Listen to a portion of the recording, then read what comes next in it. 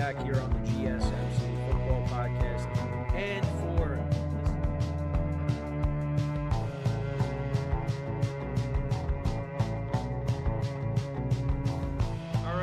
we are back here on the GSMC Football Podcast. And for the final.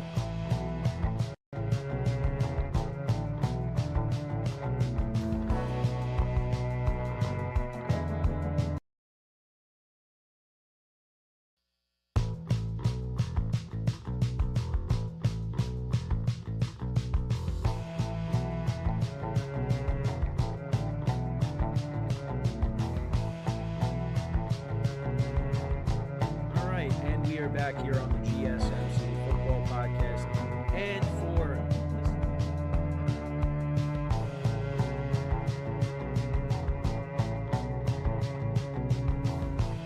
And we are back here on the GSMC Football Podcast. And for the final.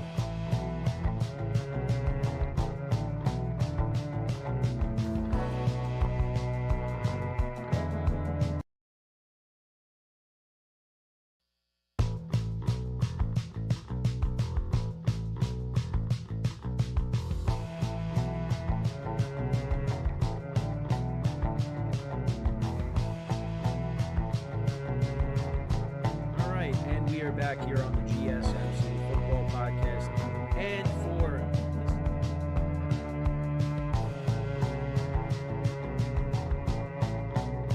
keep yourself in the loop of everything football on the Golden State Media Concepts Football Podcast. The latest news on and off the field, be it college football, Big Ten, SEC, Big 12, Pac-12, ACC to the NFL. We've got you covered. Listen to the Golden State Media Concepts Football Podcast.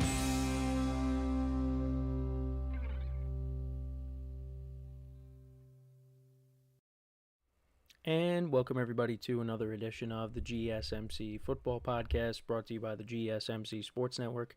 As always, I'm your host, Kenneth Grunfelder, and it's great to have you guys here on this Tuesday, December 17th. We have a lot to talk about on the show today. Before I get into that, just want to remind you guys, as always, tip or donate, get your comments recognized. Make sure to hit that super chat button in the chat if you want to see me acknowledge any thought or comment you may have throughout the live broadcast. Makes the show more lively, more entertaining between myself, the host, and you guys, the viewers. We appreciate your guys' viewership each and every day, so any contribution you can make to the show means the world to us as we put out content for you guys each and every day. And also, the other way to help out the show is by going to the link at the bottom of the show segment on the ticker, gsmcpodcast.net. That is gsmcpodcast.net. So, let's get into what we are going to discuss for today. So, we're going to start off the show. We are going to recap both Monday night games from last night, the Vikings and the Bears, and the Falcons and the Raiders. Then in the second part of the show, we'll talk about some news that broke that supposedly Bill Belichick and his camp, they reached out to the Jets regarding their head coaching position. And we'll talk about that and, how that unfolded. Because this happened before Belichick took the North Carolina job. So we'll talk about that. Then in the third part of the show, we'll talk more about the Patrick Mahomes injury news. So he does have a high ankle sprain, so we'll talk about whether he's going to play on Saturday or not when the Chiefs take on the Texans. Then we will also talk about injury news regarding the Lions, as it looks like David Montgomery, one of their star running backs, is out for the season now with a knee injury. And the injuries are really piling up for the Lions, so we'll get into that. And then in the final part of the show, we'll talk about the Buccaneers and their win over the Chargers. As, right now, the way they're playing, they could be repeating as NFC South champs. But we still got some time left. So let's get into the first topic, which is recapping both games from last night. So we'll start off with the Vikings and the Bears. And I did say going into this game that I thought the Bears would play a little bit better than they did last week against the 49ers, because that was a horrible performance by especially their defense too. But and they did to an extent. I mean, Sam Darnold, did make plays, of course, but didn't have as big of a game as he did last week. But it still didn't matter. The Vikings ended up winning 30-12 in this game. The Bears got shut out in the first half. I feel like that happens a lot. The Bears just don't do anything in the first half, and then in the second half they wake up a little bit. But yeah, the Vikings were pretty much in full control of this game. And like I said, Darnold didn't have to be spectacular yesterday. Did throw an interception in this game, but he did finish on the day 24 of 40 for 231 yards, a touchdown and a pick, like I said. Aaron Jones had a good game, 86 yards on the ground and a touchdown. Cam Akers also had a touchdown. Justin Jefferson, 7 receptions for 73 yards and a touchdown. Jordan Addison had 7 for 63. Jefferson actually had a drop earlier in the game where, should have caught that, but it happens. And then T.J. Hawkinson also 5 receptions for 52 yards. And then for the Vikings defense, they had 2 sacks on the day of Caleb Williams. And for Caleb Williams, 18 of 31, 191 yards, a touchdown, no interceptions. DeAndre Swift had 79 yards on the ground. DJ Moore had 24 yards. They were using him in the backfield early on in this game. Keenan Allen finished as their leading receiver, 6 receptions for 82 yards and a touchdown. DJ Moore had 8 for 46. Rome Odunze 2 for 39. Caleb Williams did lose a fumble early on in this game. Yeah, that was in the first half. Bears defense, 2 sacks of Darnold as well. But Caleb Williams was taking more hits last night. And also, at one point during the broadcast, they panned to him on the bench. And, Troy Aikman was talking about how, all this punishment that he's taking and the way the Bears offense has looked at times this year, you worry about the confidence level of your young quarterback. And, look, this is Caleb Williams' first year. And, they said this is uncharted territory for him. Because the Bears right now, they are 4-10 on the season. And I thought that this team was going to be a little bit better. Now, they lost a lot of one-score games between their 3 divisional opponents. And then you also had the Hail Mary at the end of the Commanders game. So, you wonder what would have happened if, and they did mention this too on the broadcast, what would have happened if they did win against Washington? Would the season have unraveled the way it did? Who knows?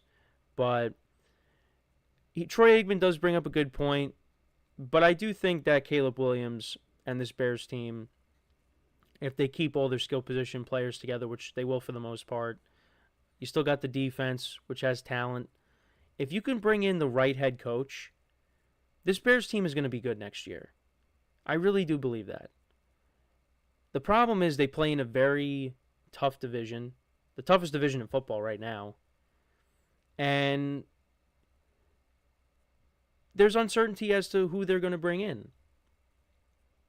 I think it's going to be a desired job. Could be Ben Johnson going there. Who knows? But there's a lot of talent on this team. It's just they need the right head coach in place. And right now the Vikings, they lost to a better team last night. One of the best teams in the league right now, the Vikings. Sam Darnold and that offense is on a roll. That defense is pretty good. And they're 12-2. So, it's just the Bears. Look, you're playing a tough division. You were playing against a really good football team last night. And back to the Vikings, though. So, yeah, they're 12-2. They're tied with the Lions. And we're going to talk about the Lions a little later in the show, but the Lions got to be careful, because the Vikings are now tied with them. And, now they're dealing with a ton of injuries.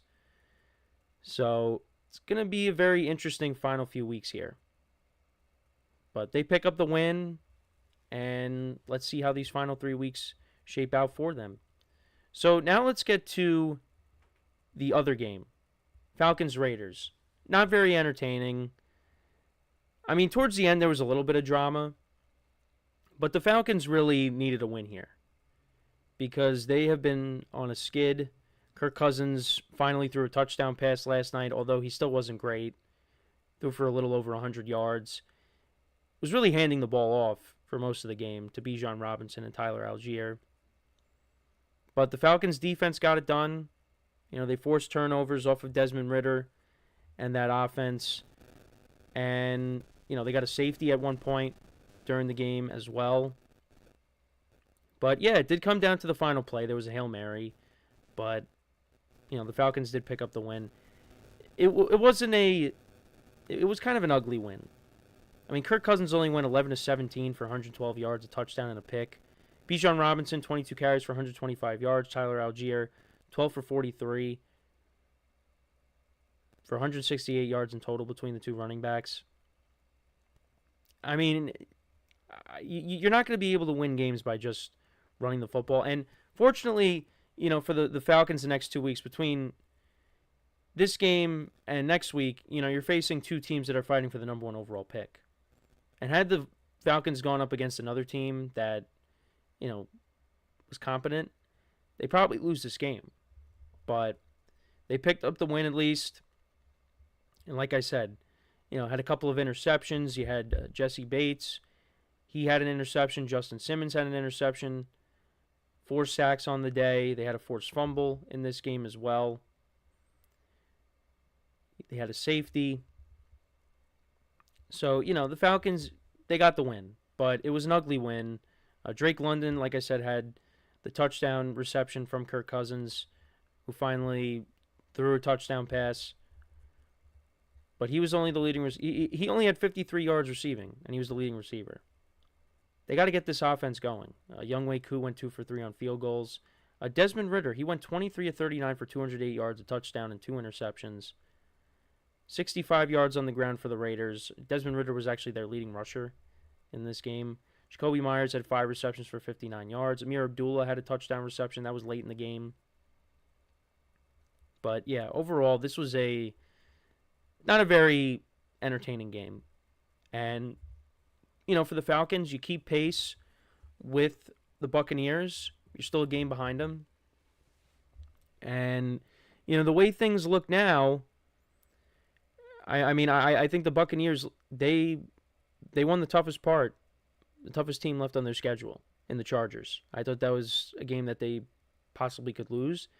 Now, these final 3 weeks of the season, you got the Cowboys, and then they also have the Panthers and the Saints left.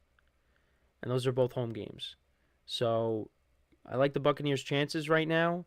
For the Falcons, just got to keep winning games. And even at the end of this game, Laura Rutledge was interviewing Kirk Cousins, and he said the win wasn't pretty, and that they left some points out there. It's not the results that he exactly wanted, but in terms of his own individual stats, but they got the win. So their season's not over, and they got winnable games coming up.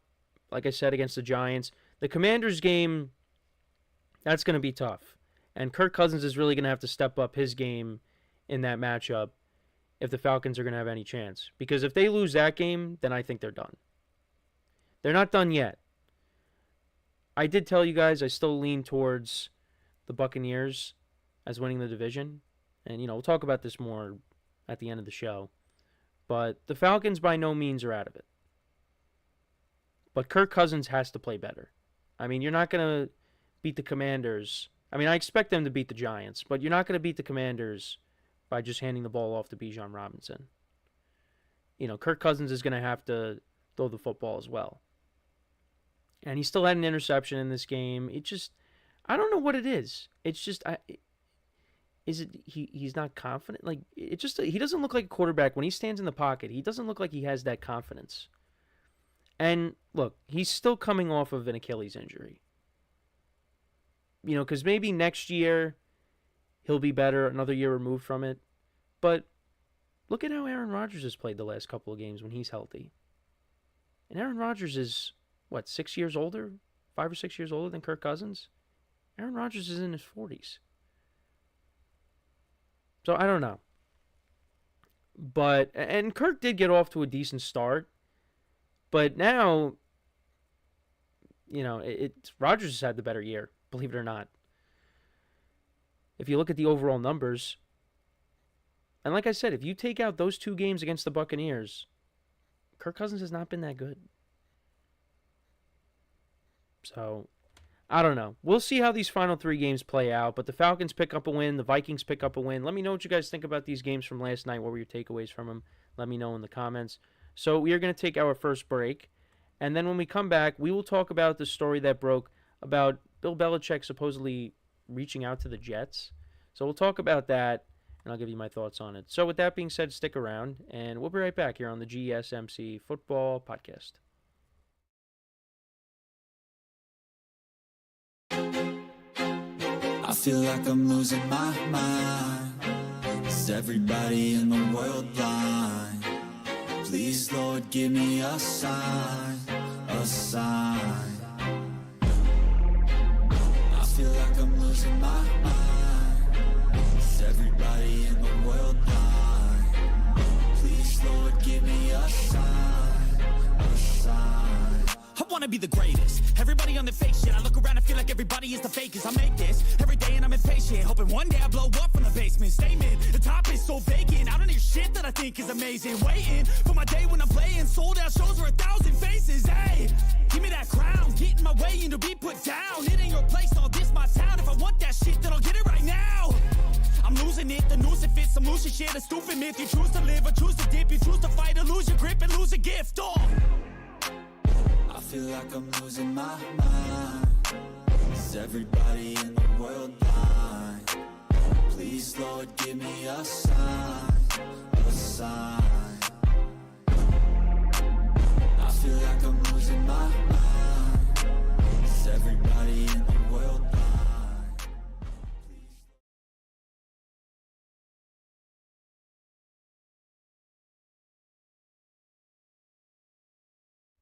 All right, and we are back here on the GSMC Football Podcast. And for the second part of the show, we are now going to talk about Bill Belichick and him supposedly eyeing the Jets job before he took the North Carolina job. Now, there was a couple of conflicting reports out there. One of them was that he himself reached out to the Jets, and then there was another one where it was his own camp. They reached out to the Jets about the job. And definitely interesting because,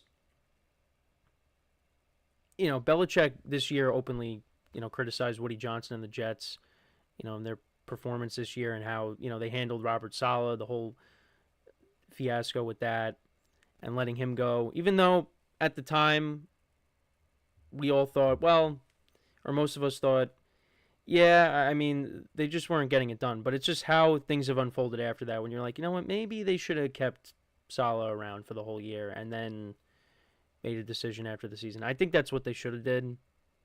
But, again, that's just how, what if the Jets went on a run after they let Saleh go? But, yeah, it's just, but it's interesting that this story came out. Because Belichick, originally took the Jets job way back in 2000.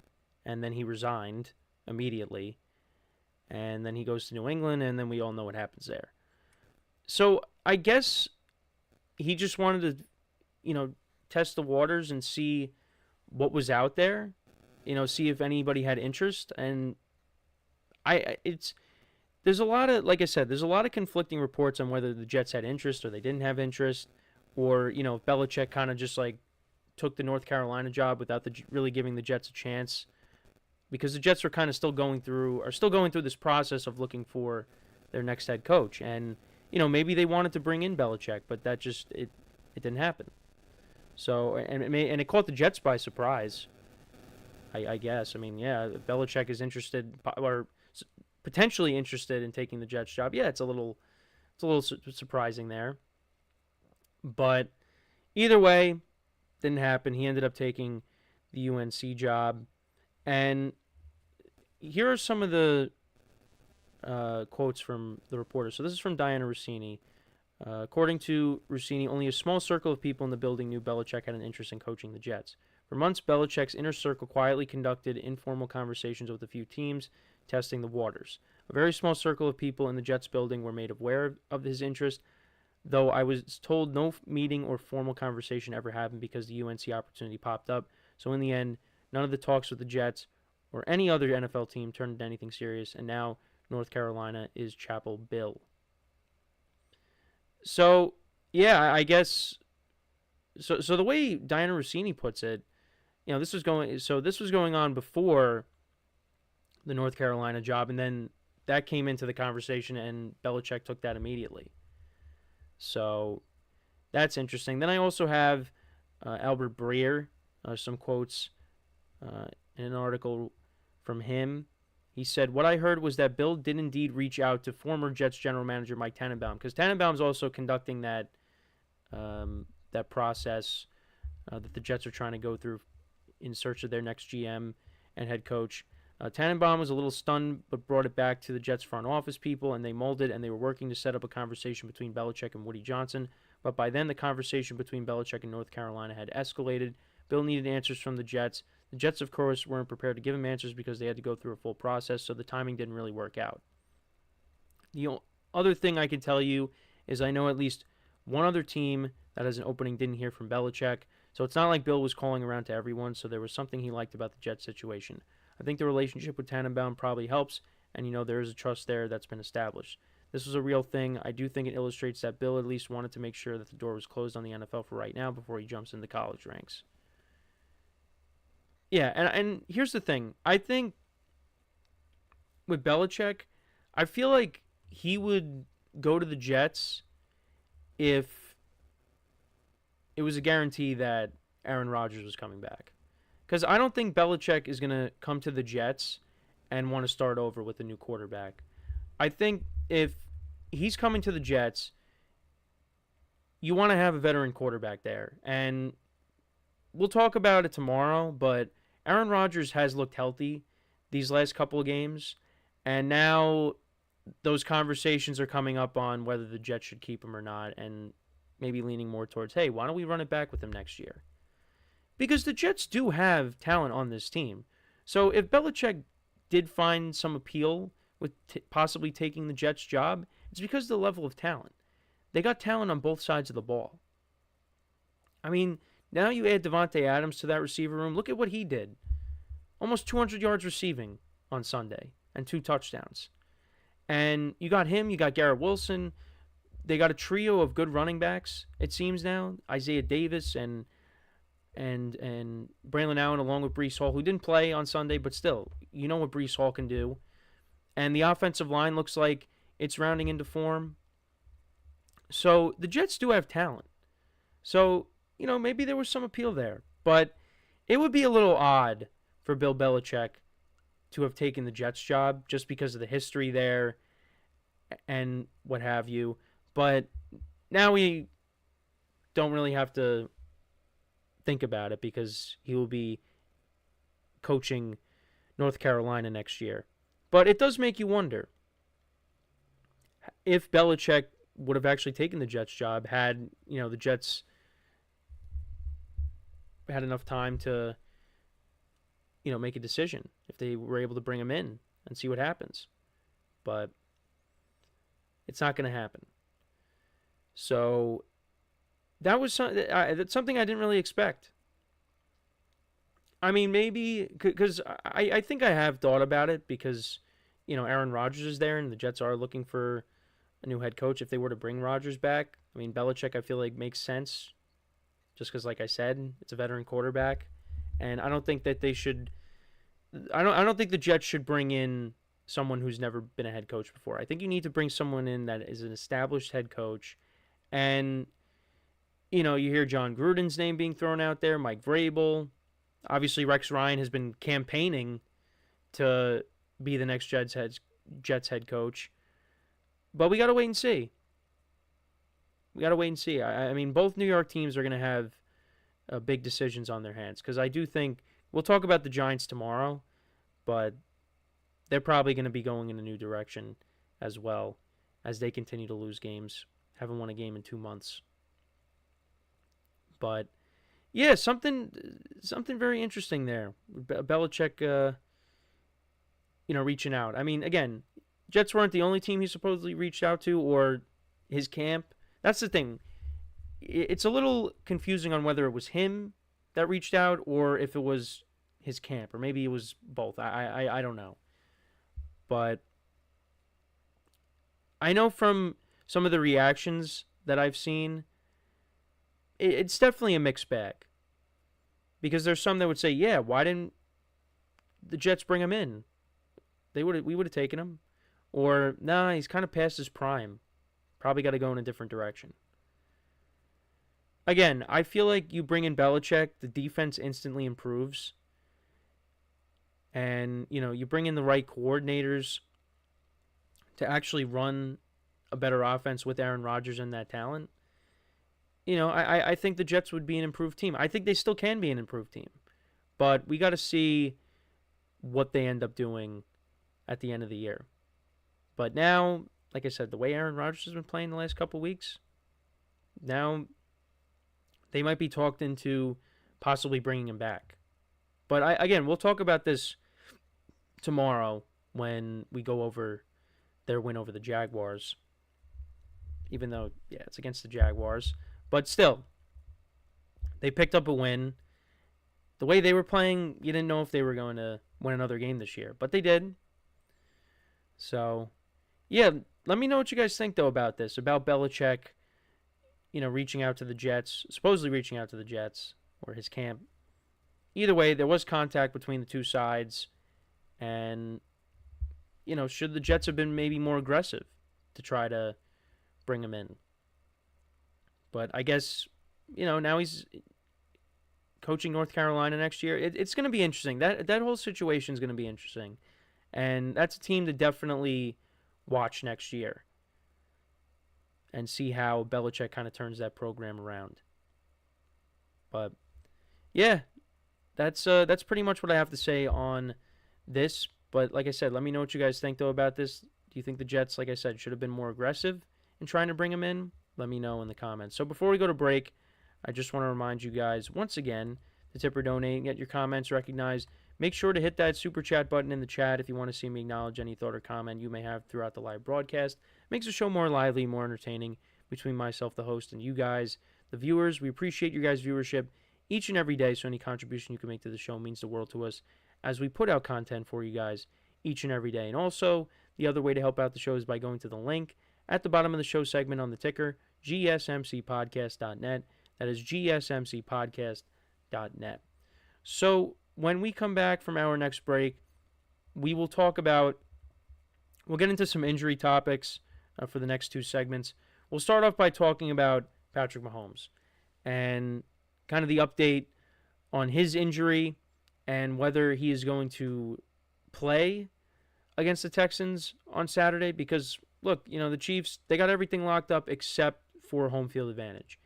And, you got the Bills right behind you. So there's definitely a tough call that the Chiefs are going to have to make as we got 3 regular season games left. And anything can happen in these final 3 weeks. The Chiefs, they have some tough games coming up on the schedule, including this game on Saturday. So this is this is a tough call right here for them. So we'll get into that discussion. I know we did talk about it a little bit yesterday, but, just to give you guys another update on it, even though you probably have seen it already, but now I'm going to give you my 2 cents on it. So we're going to get into all that, and then, of course, after this segment, we'll talk about David Montgomery and, the impact of his injury and all the injuries that the Lions are dealing with. So, injuries, they just continue to plague the NFL. So that is what we're going to do when we come back from our next break. We'll talk about Patrick Mahomes, and then in the fourth segment, we'll talk about David Montgomery's injury as well and how that impacts the Lions. So when we come back, we'll talk about Patrick Mahomes. So make sure to stick around, and we'll be right back here on the GSMC Football Podcast. Looking for your daily fix of sports talk without having to pay for it? GSMC Sports Network is available on YouTube. Just search GSMC Sports Network. Get your fix of daily sports talk shows on YouTube, absolutely free. NFL, college football, NBA, MLB, MMA, UFC, fantasy football, and so much more. GSMC Sports Network has shows running all day long, with new sports shows starting every 2 hours. Just like on your favorite cable sports channel, except GSMC Sports Network is absolutely free. Just search GSMC Sports Network on YouTube to catch one of your new favorite shows, like the GSMC College Football Podcast, Chip Shot Football Podcast, Hoops and Heels Women's Sports Podcast, GSMC Basketball Podcast, and so many more. Check it out for yourself. GSMC Sports Network, Now available on YouTube absolutely free. Search GSMC Sports Network on YouTube right now.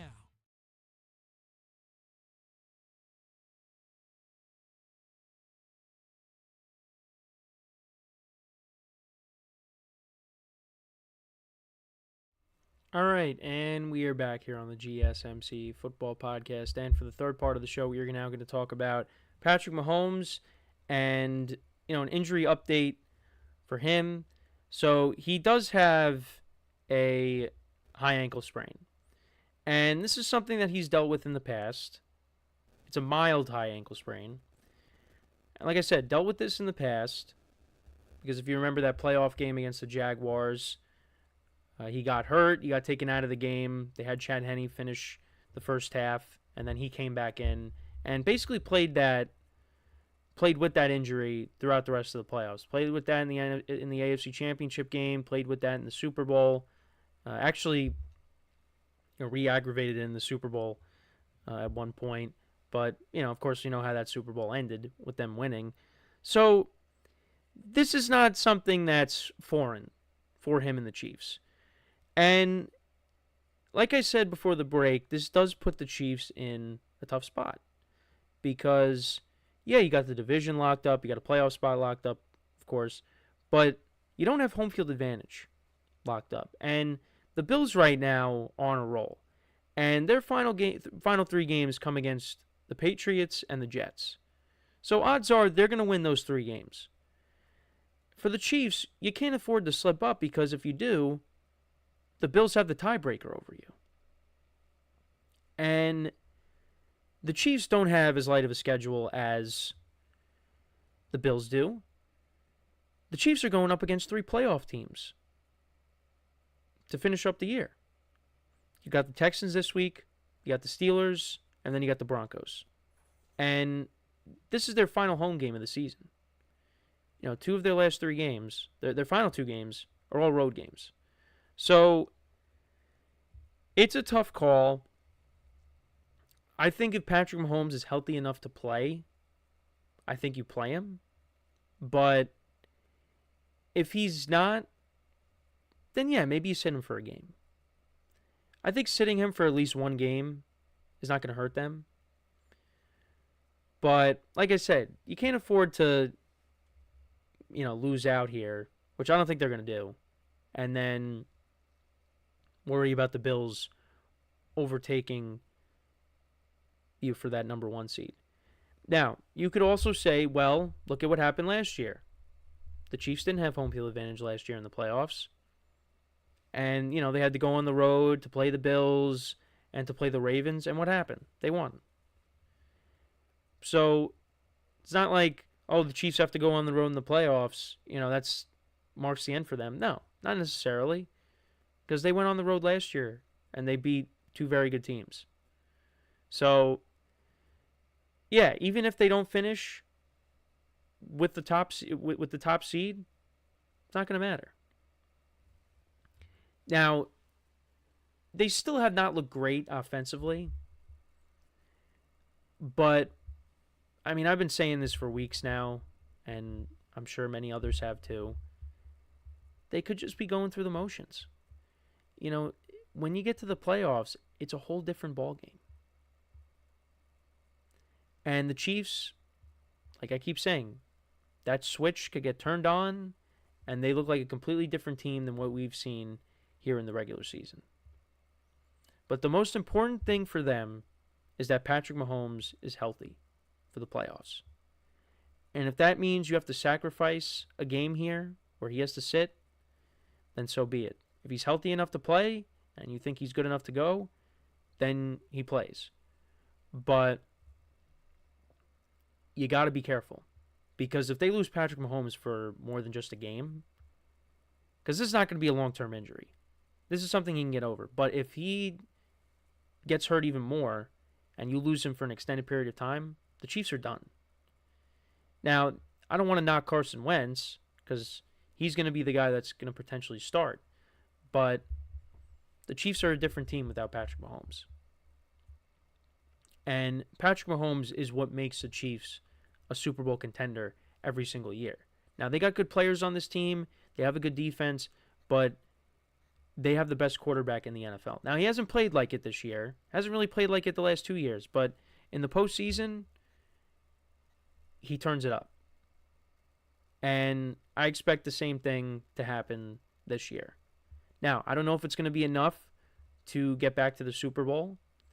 I did have the Chiefs and the Lions going to the Super Bowl, and right now, it's not looking good because you got Mahomes hurt, and you got the entire Lions team is hurt right now, basically. Well, defensively.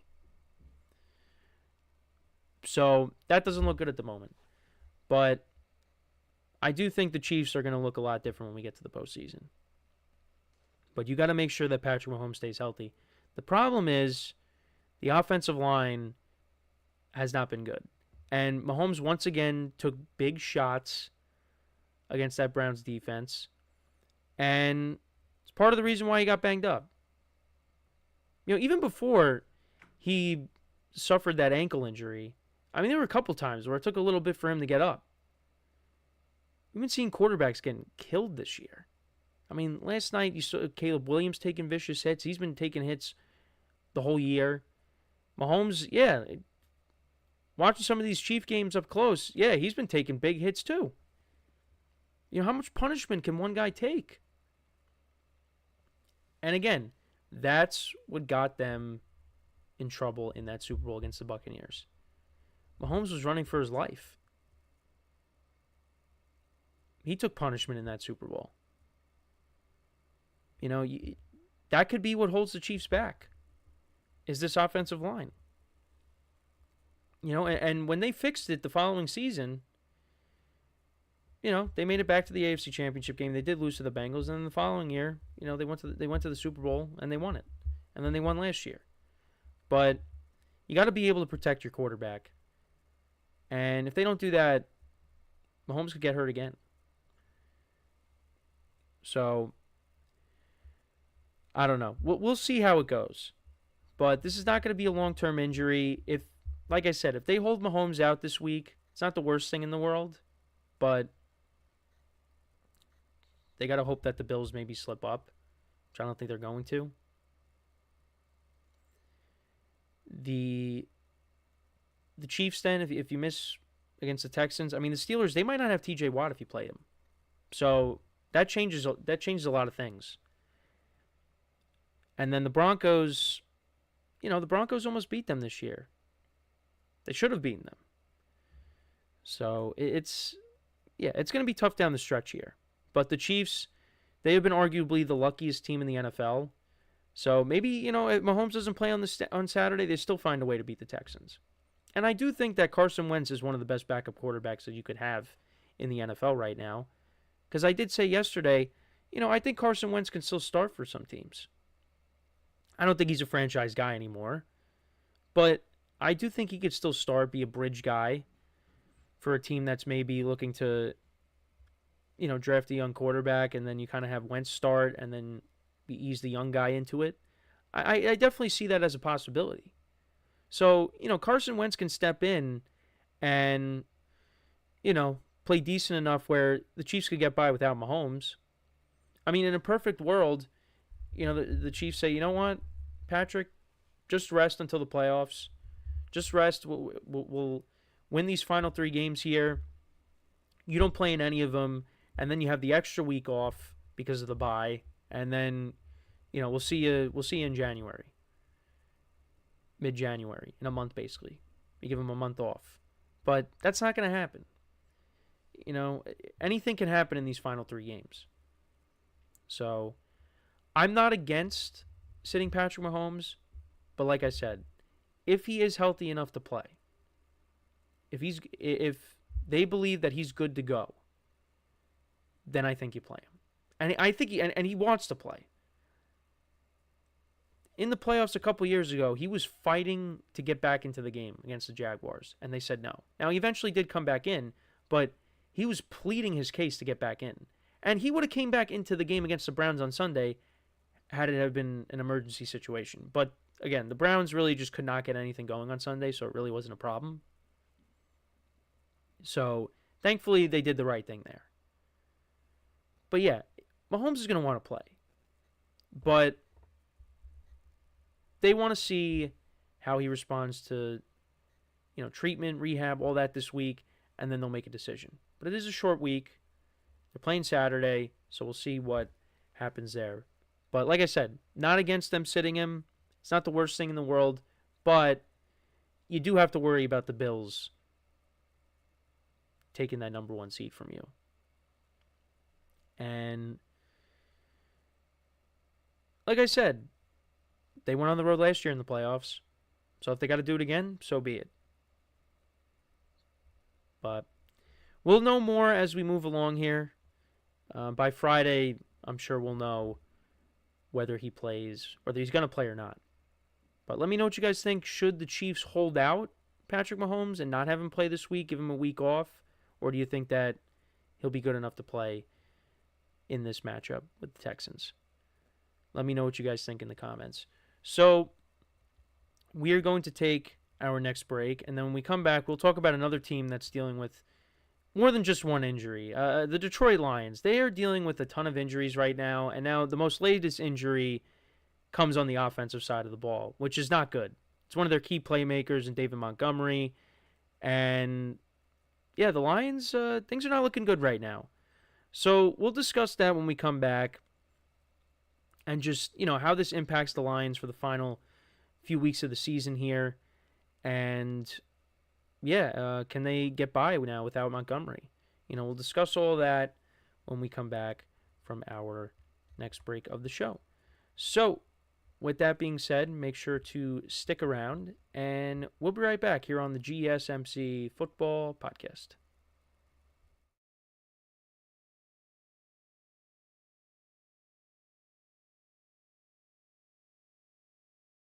For the best and latest podcasts available anywhere, go to the podcast app on your cell phone and type in GSMC to access free content-rich podcasts on health and wellness, book reviews, sports, entertainment, relationships, social media, movies, technology, finance, and even weird news. Subscribe and download the GSMC Podcast Network's family of shows, available everywhere podcasts are found.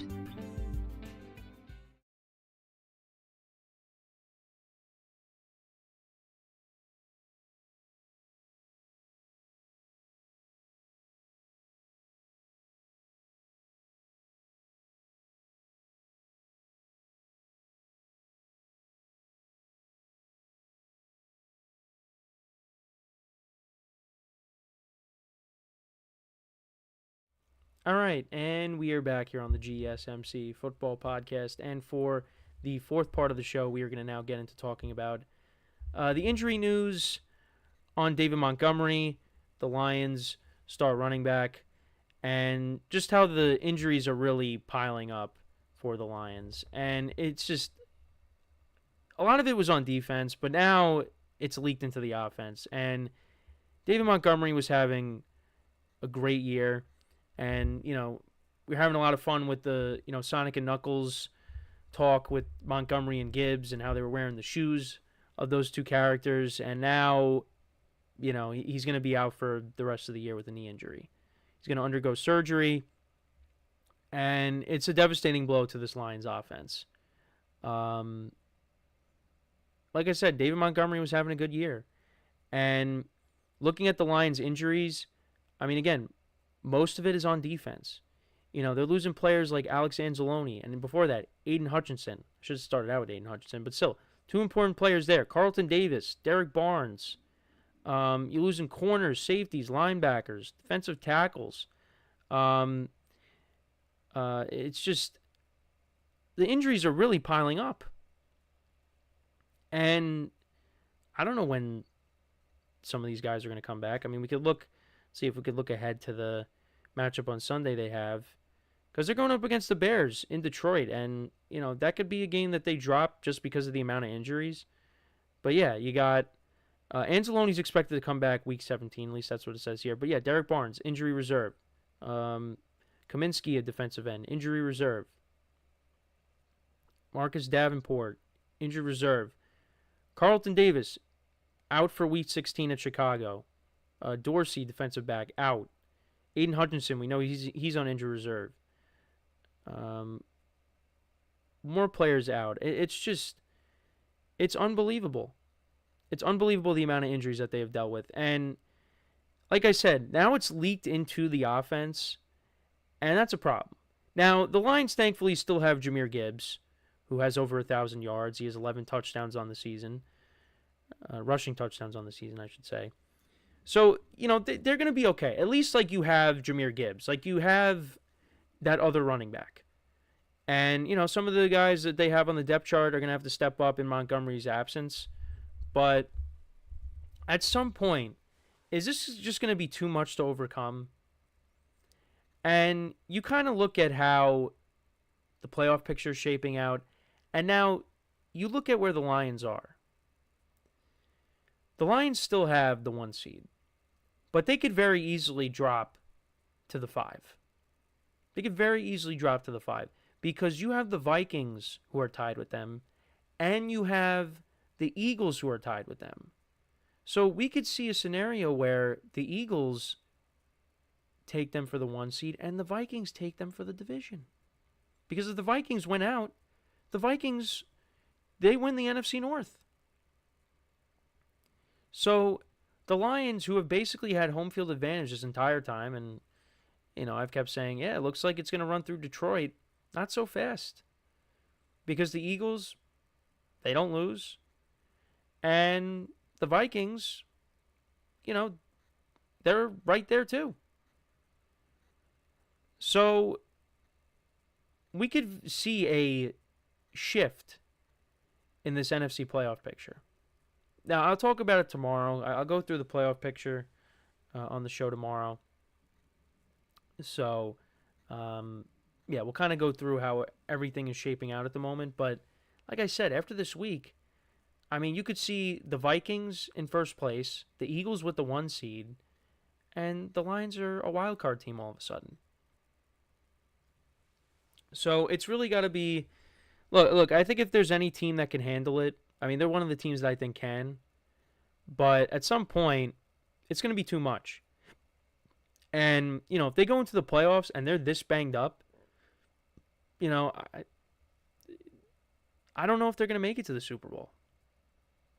Because right now, the way the Eagles are playing, I think if the Eagles and the Lions play each other right now, the Eagles are winning. And that game could be played in Philly, for all we know, instead of Detroit. So they're in a tough spot right now. They really are, and it's unfortunate because this fan base has waited so long for this team to be successful, and they got a taste of that last year. Well, they got more than just a taste. That team made it all the way to the NFC Championship game.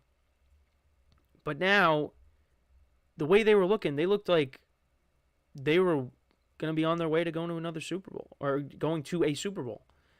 And right now, I don't know if I could say that definitively. Because you got other teams that are healthier right now. And, yeah, I could definitely see a world where they're like maybe a first-round exit if these injuries continue to pile up. Now, it's not because I think, they go up against another team that they're just going to get destroyed. No. Because this offense is going to put up points. It's just the defense. Can they get stops? And that's why, Dan Campbell's going for an onside kick with 12 minutes left in the game, because the defense just can't stop the Bills. But now you got all these other offenses. You got the Eagles' offense you're going to have to deal with. Look at how the Buccaneers' offense is doing, and we'll get into them in the next segment. Then you also have, the Rams and their offense. The Vikings. The Packers. And the Commanders now. Jane Daniels has looked better these last few weeks. Now that he's getting healthier.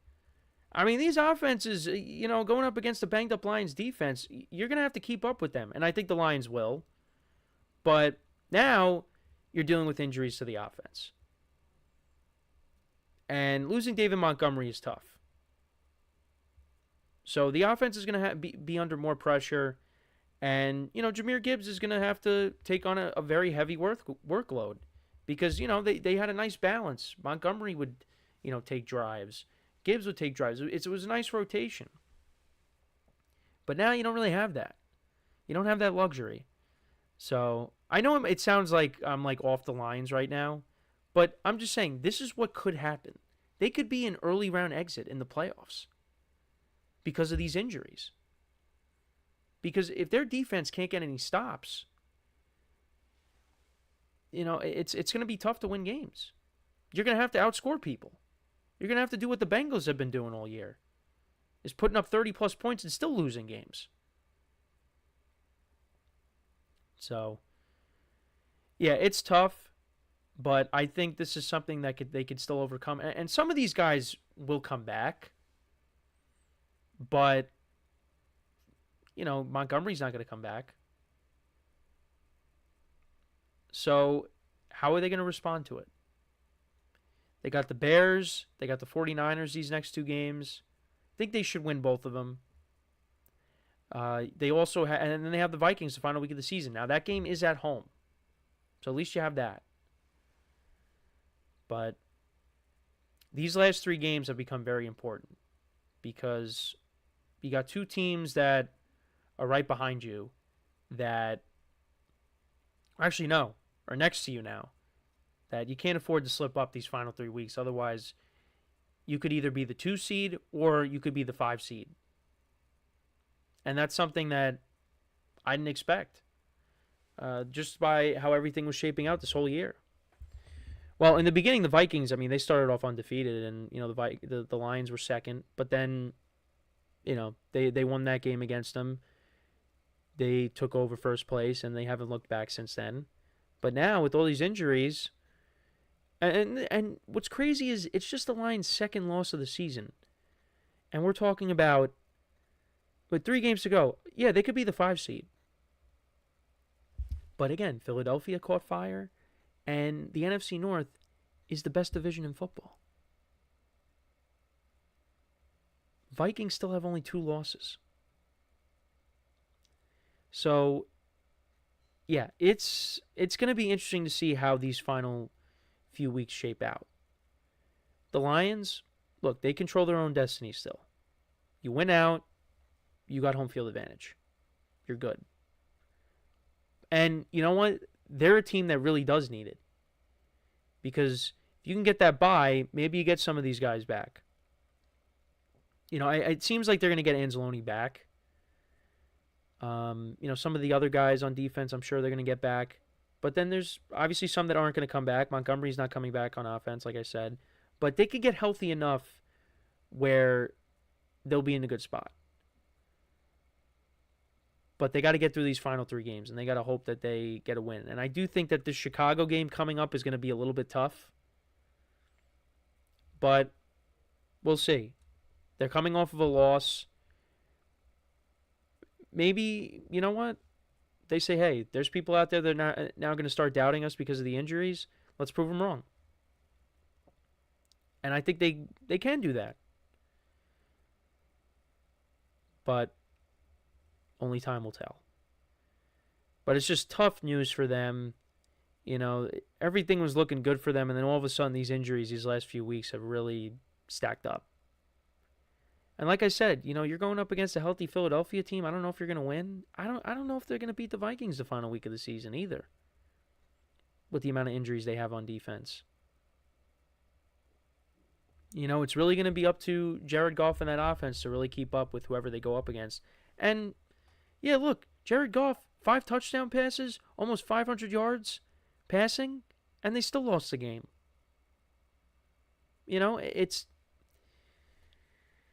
I'm not saying that that's going to happen these final 3 weeks where Goff's going to have these great games and they're still going to lose, but it's possible.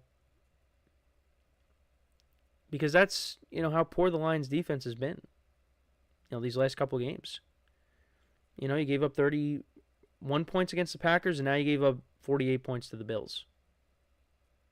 Now, part of that was, the onside kick attempt kind of helped the Bills out because Matt Collins almost scored that, and then the Bills immediately scored a touchdown on that possession. But, yeah, no, the Lions' defense has not been good these last 2 weeks, and a lot of that has to do with injuries. Not just in their secondary, their linebackers, their front set. It's all over the place. But look, they got to put up points, which I think they will. And look, all you got to do is win out. And they'll get that bye, and then they can get some of those guys back. But we'll have to wait and see. But it is a tough road ahead. None of these games that they have coming up, I believe, are gimmies. Because the Bears played them tough the first time. Now that's a road game for the Lions. You got the Niners who, look, I know they've had a very disappointing year. But, and they're dealing with injuries as well. It's part of the reason why the season has gone the way it has for them. But, now the Lions are dealing with injuries of their own. So, the 49ers could exploit that a little bit. And that could be a competitive game. And then you got the Vikings the final week of the season who are relatively healthy as well. So, yeah, no, none of these games coming up for the Lions are gimmies. So we'll see how they perform in those spots. But let me know what you guys think, though, about these injuries for the Lions. What were your takeaways from the game on Sunday? What were, how do you see this Montgomery injury impacting this team? Like I said, they got Jahmyr Gibbs still, so at least you have him. It's going to be more pressure on him. And like I said, more pressure on the offense because they got to be perfect now, near perfect. You can't afford to have slow starts like you did against the Bills because, you could fall behind and then you're playing catch-up again. So, we'll see how they respond this week against the Bears. I think they will win the game, but I think it's going to be a close game. I think the Bears are going to give them a hard time. We'll see what happens. But yeah, let me know what you guys think about all the Lions injury news. So we're going to take our final break of the show. And then when we come back, we will discuss the Buccaneers and their win over the Chargers and just, how well Baker Mayfield played along with Mike Evans. Right now the Bucs are in first place in the NFC South, and it looks like it's possible that, they win this division. So we'll kind of get into their performance against the Chargers, how that kind of all unfolded. So make sure to stick around for one final time, and that is what we will discuss when we come back. So yeah, make sure to stick around, and we'll be right back here on the GSMC Football Podcast.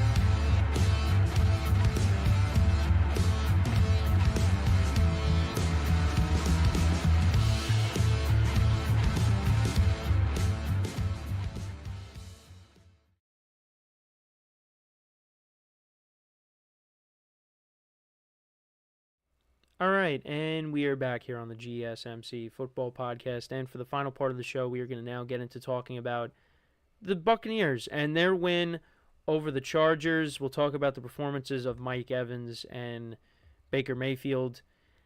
And look, it really does make you wonder, though, what would have happened if Mike Evans and Chris Godwin didn't get hurt? Because the Buccaneers, they lost so many close games. Baker was doing the best he could with the lack of weapons that he had at his disposal at the time, missing his top two wideouts. And now you get Mike Evans back, and the Buccaneers, they're back to being the team that we saw earlier in the season. And they could beat you in different ways. You know, they have a good rushing attack with Bucky Irving, Rashad White, Sean Tucker. And now you got Mike Evans back. And Mike Evans had a solid day. 159 yards receiving and 2 touchdowns. Baker Mayfield, 4 touchdown passes in this game. Look, I actually thought the Chargers were going to win this game. I did. And it was competitive for a little bit this game. This game did go back and forth for a bit. Both teams scored on their first 2 possessions. The Chargers actually went ahead 17-10, and then the Bucs went on to score 30 unanswered points. The Bucs went right down the field on their first possession, and Baker Mayfield connected with Jalen McMillan, their rookie wide receiver, who had another touchdown on the day. Last week he had a touchdown as well.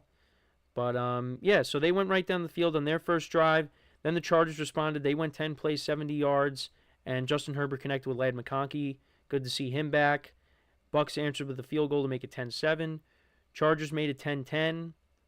And then Baker Mayfield threw a pick on the very first play of their next drive, and then the Chargers capitalized. They turned that into a touchdown. Herbert connected with Quinn Johnston. And then the Bucs ended up fumbling, but that didn't amount to anything. The Chargers ended up punting, and then the Bucs got a field goal before the end of the half. So that made it 17-13. Then it was 20-17. Baker connected with Mike Evans for a 57-yard touchdown. And then later, after that, the Bucs kicked another field goal. Herbert threw a pick, and then Mayfield, a nice throw to Mike Evans, a 35-yard touchdown on 3rd and 12. Chargers turned it over on downs. Bucs made it 37-17 in the fourth quarter. Chargers turned it over on downs again. Bucs made it 40-17, and then the Chargers fumbled towards the end, and that was pretty much it. The Bucs actually Bucs didn't even punt in the second half. So yeah, they improved to 8-6 on the season. Chargers dropped to 8-6 on the season. Baker Mayfield, he went 22 of 27 for 288 yards, 4 touchdowns and a pick. They ran the ball for over 200 yards. Bucky Irving had 117 yards rushing. He had a 54-yard run in this game. Rashad White had 64 yards on the ground. Baker Mayfield had a 21-yard run in this game. He finished with 25 yards on the ground. And Sean Tucker had 17 yards rushing as well. The Bucs have become a very good rushing team. And a lot of that has to do with Bucky Irving and also Baker Mayfield. I mean, at times he's taken off and run with it when he has to. And, of course, you have Rashad White, who can also catch passes out of the backfield, too. But, yeah, that makes the Bucs very dangerous, is having a running game like they do. And this passing game. Mike Evans, 9 receptions, 159 yards, and 2 touchdowns. Jalen McMillan, 5 receptions for 75 yards and a touchdown. These last 2 weeks, he's had 3 touchdowns combined. So, that's a receiver that's stepping up. Cade Otton had 2 receptions for 24 yards. Rashad White had 2 receptions for 17 yards and a touchdown. Sterling Shepard, 1 for 16. Rashad White did lose a fumble in this game. Bucs defense, 3 sacks of Justin Herbert, who on the day went 21 of 33 for 195 yards, 2 touchdowns, and a pick. Chargers only ran the ball for 32 yards. They basically had to throw it, because they were playing from behind. And like I said, they got shut out in the second half. The Bucs outscored them 27-0 in the second half. Ladd McConkey, he was their leading receiver, 5 receptions for 58 yards and a touchdown. Stone Smart, their tight end, 5 for 50. Quinn Johnston, 5 for 45 and a touchdown. DJ Chark, 2 for 16. Chargers defense, 1 sack of Baker Mayfield in this game. The interception that they got off of Baker was by Tarheeb Still. And, yeah, Bucs pick up the win, and they are a game up on the Falcons for the division lead. And listen, right now, the way the Bucs are playing, I would lean towards them winning the division. They do play Dallas on Sunday Night Football in Dallas, and, that could be a little bit of a tricky game, in my opinion, because I do think, I don't think the Cowboys are going to be a pushover there. Cooper Rush just played decent, since he's taken over for Dak Prescott. The Cowboys are coming off of a win against the Panthers. And, I do think that could be a tough game for the Bucs. But you know what? This Bucs offense, like I said, they could beat you through the air. They could beat you on the ground. And, that defense, listen, they held Justin Herbert down in the second half, to 0 points. So you got to give him credit there.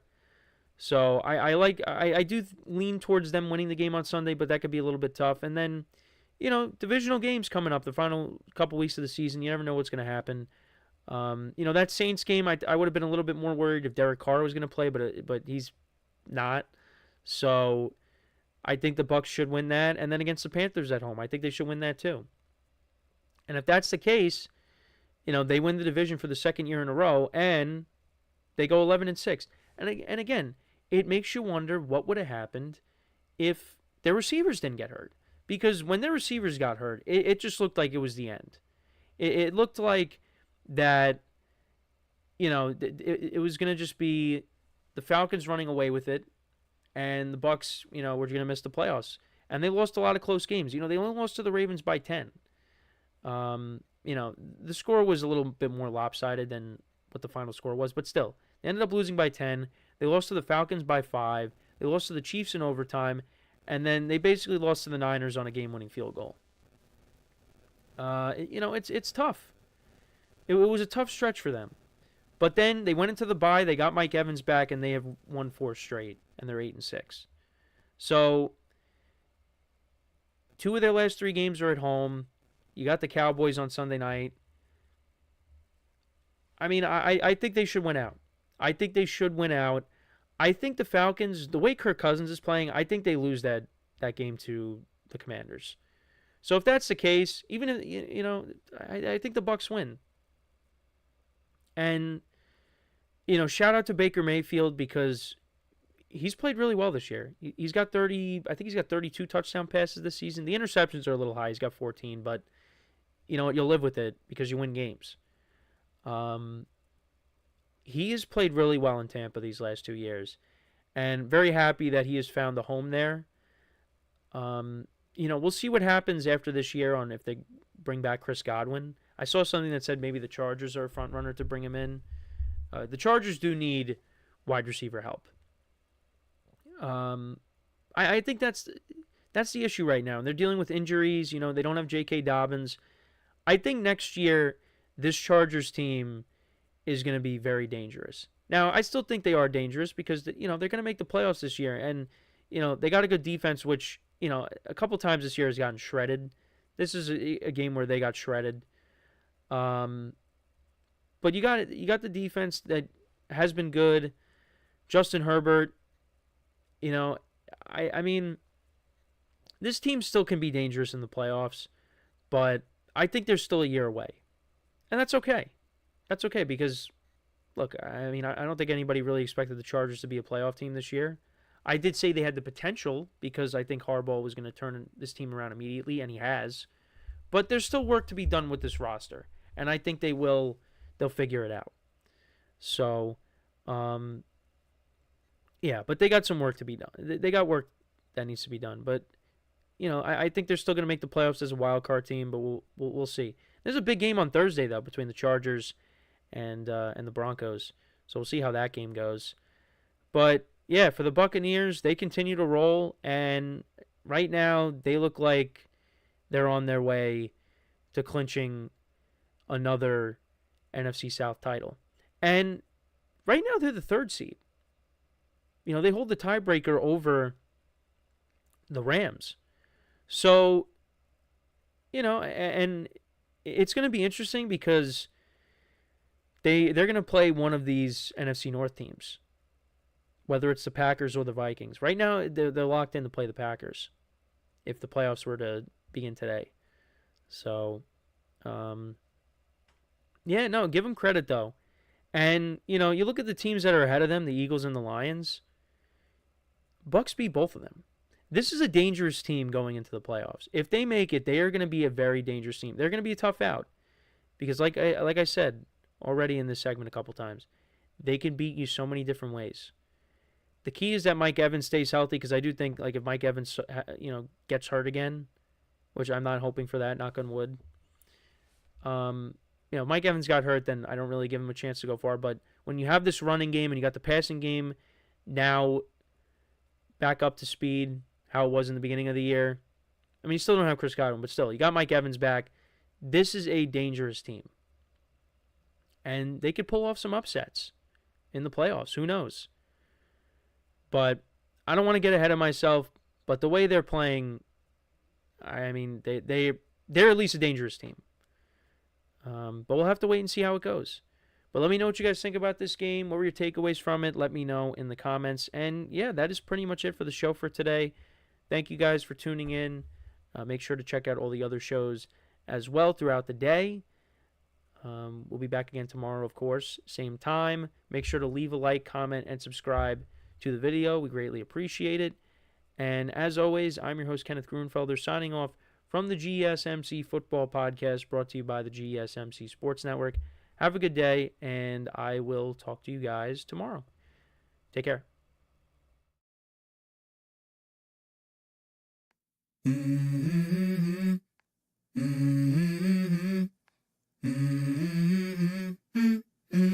Let's go.